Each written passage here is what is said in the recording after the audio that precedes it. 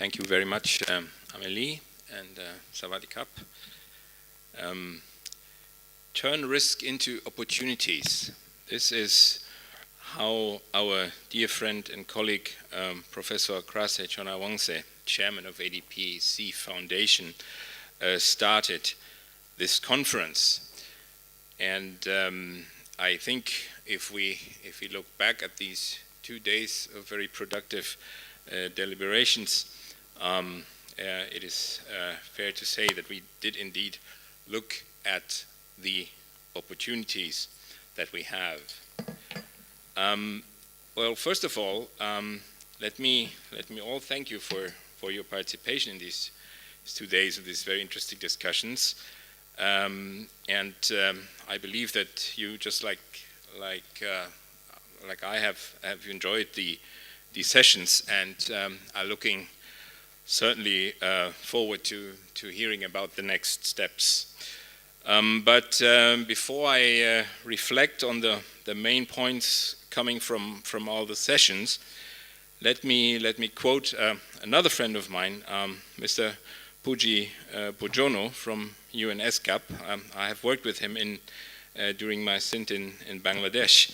He said at the start of his intervention, nothing that I will say hasn't already been said. Now, this is the good thing now for me, because you don't expect to hear yet another new contribution. My case and the purpose of my intervention is just to provide a summary of these 2 days. I will, however, seize the opportunity to say a very few words about the Global Initiative on Disaster Risk Management, in the sense where it fits in with the cooperation with the business sector. I will definitely, or I cannot, I will try to make it short, but I'm not sure if I can make it simple. Because, of course, while we had very good contributions, the issues are, of course, quite complex.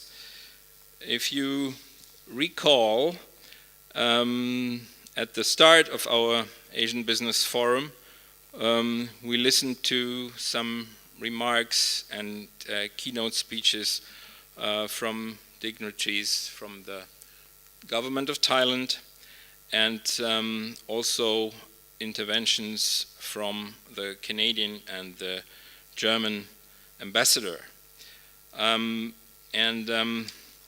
What I found particularly interesting in the intervention by His Excellency, the Minister of Interior of Thailand, was when he elaborated on the main lessons learned for the Thai government from the recent disaster in Bangkok, the floods of 2011.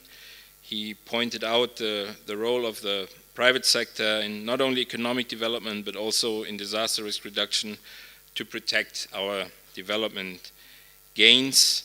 And he elaborated, as well as the head of the Thai Chamber of Commerce and the Minister of Science and Technology, on the different government policies, introducing also the concept of a people-public-private cooperation model, Pracharat model, he called it, and he explained the concept of stronger together. I found it very inspiring at the start of our conference. The Canadian and the German ambassador both highlighted the role of the project that is organizing this whole event, that, as you know, is implemented by ADPC and funded by ADB, Canada and Germany. And in his intervention, the German ambassador quickly mentioned the Global Initiative on Disaster Risk Management that is implemented by GIZ. And while Amelie just mentioned the three technical areas we are working in, I would just like to highlight a few things that make the initiative maybe not unique, but distinct in the sense that it not only works with the private sector, obviously, otherwise it wouldn't be here, but develops products together with the private sector. One very recent example has just been presented to you, but it's also an initiative that comprises various ministries. It's not only the commissioning Ministry for Development Cooperation, under where GIZ implements its projects normally, but it has the Ministry of Economics present in the board, which sort of guarantees, it's still government, but it sort of guarantees that the intention of working with the private sector is there, and also the Ministry for Environment, making sure that climate change aspects are also taken into consideration. And we do have a network of German businesses on board, and in one of the presentations here, it was one speaker mentioned, and he just came from Bogota in Colombia. I just want to mention that because our global initiative, in fact, started out as an Asian initiative, but last year we have expanded to Latin America, and just like in Bangkok, we have my colleague Stefan Huppertz, who is based at UNESCAP. We will have someone based at CEPAL in Chile, so we also continue to follow this approach to partner with the UN organizations. So this aspect of mutual learning, particularly concerning the work with the private sector in disaster risk management, is also something that we want to promote. Now, coming to the discussions that made up the afternoon of our first day, we had thematic discussions on enabling environment for strengthening disaster resilience of SMEs. That is the project, the SME project that I mentioned, that covers 4 countries, Thailand, Indonesia, and the Philippines and Vietnam. And we heard all the different status of the countries. The surveys indicated that SMEs suffer serious disruptions and economic losses from natural hazards, as well as man-made hazards and economic shocks. And in all the countries except the Philippines, SMEs also have low awareness of disaster risk, and such awareness needs to be raised in all the countries as the first step for improved disaster resilience. In all 4 countries, there's an identified need for SME support for business continuity management, including incentives and practical assistance with BCPs, as well as for DRM training and greater engagement by SMEs with their local DRM mechanisms. And secondly, in all the countries, government institutions have been established to promote and support SME development, but on the other hand, when it comes to SME disaster resilience, these systems are not currently accessing the information and technical expertise from DRM and CCA institutions. Furthermore, we had a session on global perspectives, business case of disaster and climate resilience, with many interesting contributions, and particularly interesting for me personally also was the last session in that block where the private sector contributed the experiences that they make in the aftermath of disasters, the various steps for their own recovery, in addition to supporting the efforts of government.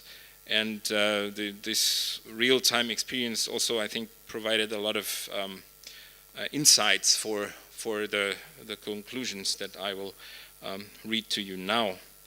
So what are the main points then emanating from the discussions on the first day?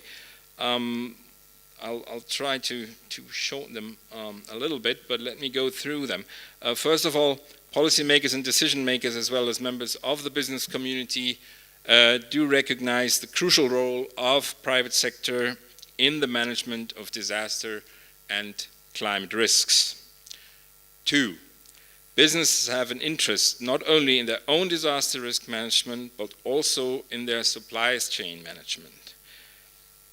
Just referred to the examples as part of the study under the project Thailand, Philippines, Vietnam, and Indonesia that can be further scaled up. And we can take advantage of such practices and convince SMEs to take measures to reduce their disaster and climate risk. The dialogue works from business to business. That's the third point. Like we go through the community leaders to reach the community members, we should also go to and reach out for the chambers of commerce, the professional organizations, the business networks, etc. The fourth point, SMEs need to be organized so we can have interlocutors, advocate with chambers of commerce to represent SMEs' interests and needs to create the dialogue space. It's also a joint work that we're talking about here. We're looking at governments, NGOs, private sector, and communities of this interplay.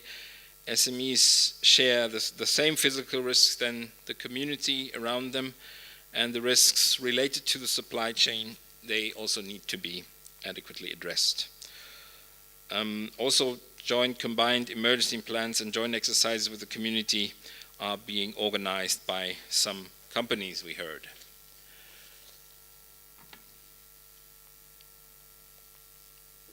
The sixth point relates to private sector engagement in disaster risk management, and in that it goes beyond business continuity planning, but BCP is obviously an essential starting point.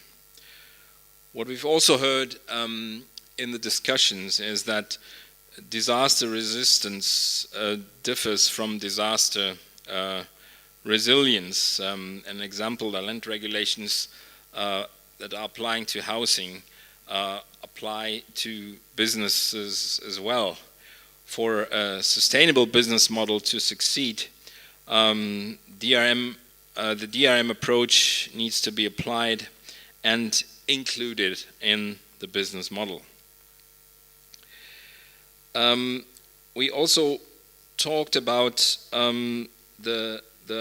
new business mindset that is required from sort of a traditional point of view, emergency responders and DRR practitioners, government and non-government, to open space to the private sector to think out of the usual box and to understand the connections and interdependencies between business and the community recovery. We call it the global initiative systemic approach, and when I was just writing down this point this morning, we heard a presentation from Japan where they presented this concept of the area-wide business continuity, or the area business continuity management. So in the sense that the company that doesn't survive a disaster won't be able to secure jobs and livelihoods, that in turn has a direct impact on the humanitarian caseload, which is why this approach is extremely important. Another point was this concept of self-interest. We need to reframe the way we think and communicate about disaster risk reduction, disaster risk management with the private sector. Importance of including climate change risks, I mean, that speaks for itself. I'm just repeating it here, and obviously bring in the multi-hazard perspective, including technological and political risks. There we heard the example from PTT Exploration here in Thailand. The concept of volunteers, that also came up there. I also would like to highlight again the German experience in this context. It was said that that is also a form of contribution. If the private sector provides volunteers, which means that they let their employees participate, be it when a disaster strikes, or just as a routine job. In Germany you have a lot of voluntary firefighters, and so they do community work, but obviously they're employed with the private sector, and the private sector lets them do that on a regular basis. So that is the involvement of private sector in emergency response that can support the business recovery as well. We also talked about the impacts of both economically and morally on the community if a business recovers fast. And we heard the example from Christchurch in New Zealand. Once people notice that the shop reopens, then life goes on, maybe not yet back to normal, but it continues. And then two more points. There is the aspect of the leverage capacity of the chambers of commerce, of course, as an important actor, an important player. We heard there the example from the Vietnam Chamber of Commerce. They had a high number of managers and businesses trained on BCP. The private sector notices that BCP is not only when they are at risk of being directly affected, but it's also about the supply chain that gets affected and that cannot operate, staff getting affected and not being able to work. I've mentioned that point before. And finally, that's an important one, that BCP can bring credentials to a company. It looks serious in the sense that suppliers asked, for example, the company Isuzu for certification. Now this, I have jointly with colleagues here from ADPC is the summary from the first day. So it's of course a better summary than what we have done today. The good thing is that I don't need to elaborate that extensively on that, because of course it is more present, especially the last two sessions. But let me very quickly then just mention a very few points that came up during today's session on the business continuity and community resilience, where we had different presentations from and inputs from the Global Disaster Preparedness Center, New Zealand Red Cross, Resilient Organization New Zealand as well, and the ILO. Just to pick out one, resilient organizations pointed out the need to meet the needs of SMEs is seen as important when you have economic downturns, but also make the link between resilience as a general way of being and running the business, and that resilience that transfers to all types of risks.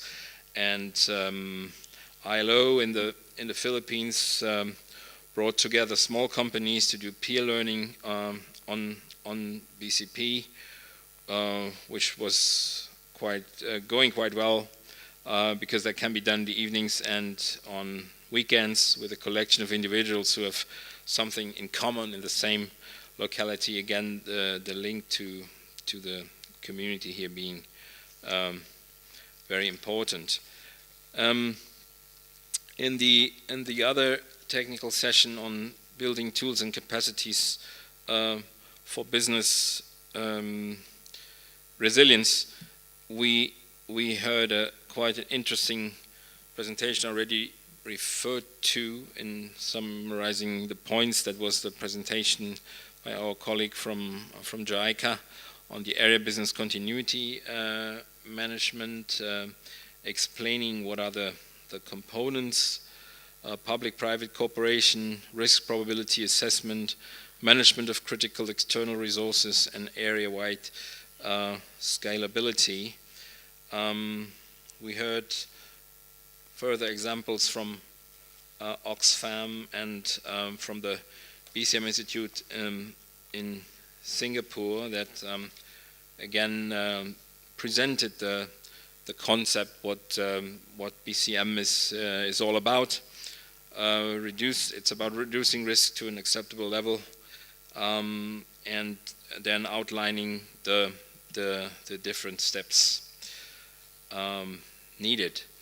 And in the third session, we focused on tailoring risk financing for SMEs, hearing different examples from Thailand SME Development Bank, Land Bank of the Philippines, Jamkrindo from Indonesia, who do SME assessments and have been inspired by this ADPC project to include disaster resilience in credit criteria.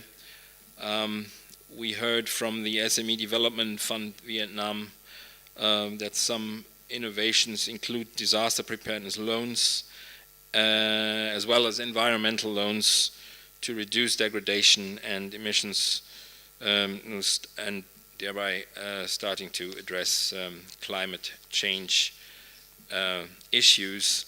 And finally, from my GIZ colleague in the Philippines, about micro-insurance schemes, and they've presented that the SME insurance in the Philippines has boomed because of the cooperation with government and the private sector.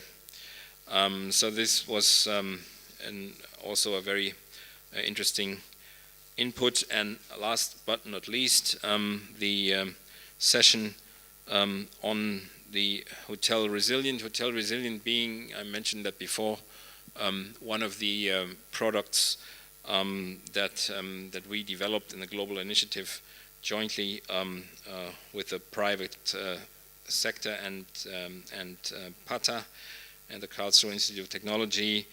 The output of this multi-stakeholder initiative being a set of internationally recognized and comprehensive risk management standards that will strengthen disaster resilience of hotels and destinations.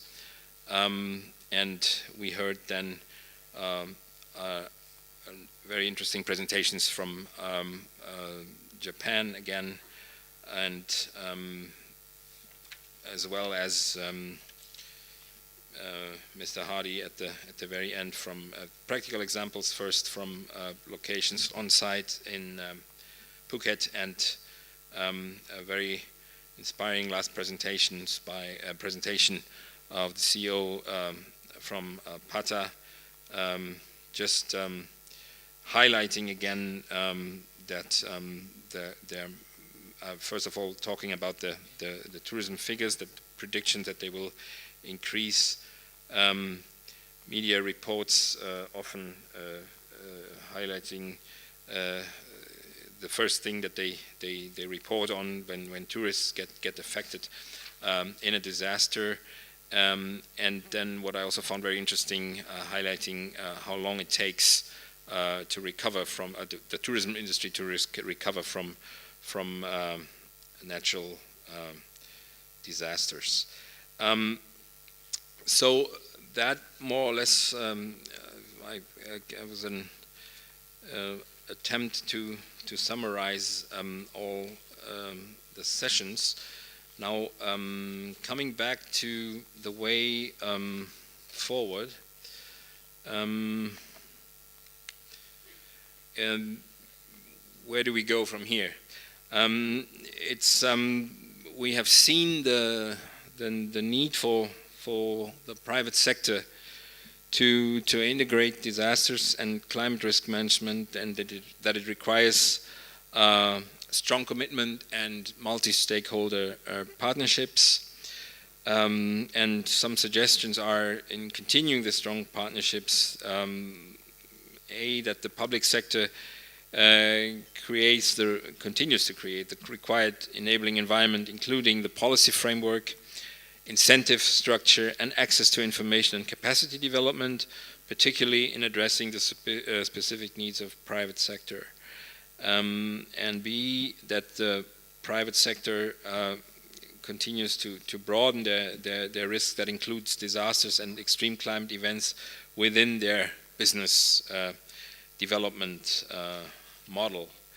And my last point now concerns the next steps of the aforementioned SME project implemented by our colleagues from ADPC. We will have a meeting tomorrow morning, but just to inform you, of course, the work with the 4 participating countries, Thailand, Vietnam, Philippines, and Indonesia, will continue, and governments will be assisted to develop the roadmap for SME disaster resilience. The idea is also to create champions within the private sector who will lead the resilience building efforts, and the knowledge sharing among partners to promote the risk sensitive investment within businesses. And the last point, government agencies that are leading SME development need to find a way to engage disaster risk management and climate change adaptation agencies to access their depth of expertise and data on risk mapping, risk assessment, DRR training, as well as preparedness, response, and recovery. SME roadmap processes are an opportunity to set up new mechanisms for such cross-sectoral cooperation on SME disaster resilience, this being a cross-cutting issue. So, dear colleagues, ladies and gentlemen, to conclude, let me thank you all for your very active participation and your excellent presentations and contributions. And on behalf of all organizers, let me thank and commend both the technical staff who prepared everything and the staff behind the scenes that made it all work. And finally, join me in a big round of applause for our moderator, Amelie. Thank you very much. And yeah, Captain Cup, and I think Aslam wants to make a few announcements. Thank you.